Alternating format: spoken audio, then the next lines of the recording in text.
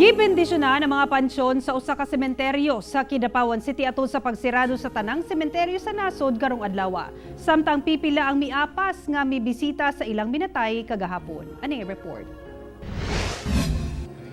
Sayo nga miadto si Kidapawan Bishop Jose Colin Bagaforo sa Catholic Cemetery sa Kidapawan City, pipila ka oras una kini magsirado sugod karong adlaw. Kauban ang pipila ka mga madre, naghalad og pag-ampo ug nagdagkot og kandila ang obispo nga gipahigayon sa chapel sa sementeryo. Pagkahuman ini, gibendisyonan ang mga pansyon sa mga minatay sa maong sementeryo. Anaa sa 10,000 ang mga gipanglubong sa maong sementeryo nga gilangkuban sa mga leader ug dunay kontribusyon sa kalambuan sa Kidapawan.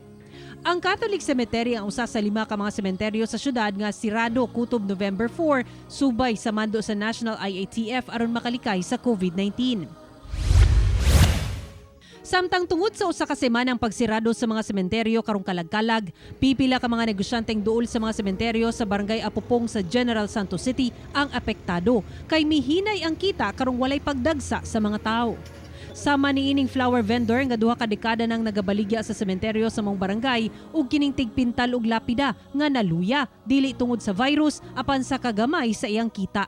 Busa pang hinaot nila nga mabalik na sa normal sunod tuig. Medyo mahina yung dumadalaw lang, kung minsan may magbili, kung minsan may dala ng mga bulaklak.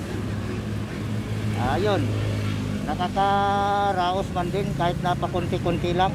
Dati itong mapay COVID at daghan kayo, pero daghan po yung mintura, abot sa kalibo mong income diri. Kada adlaw. Daghan sabang miapas kagahapon aron mobisita sa ilang mga minatay sa mga sementeryo sa Iligan City. Hugot ang pagbantay sa kapulisan sa pagtuman sa katauhan sa health protocols bato COVID-19. Gibawalan sab ang pagdala og hinagiban mga ilimnong makahubog ug pagkaon aron dili na magdugay ang mga mobisita sulod sa sementeryo.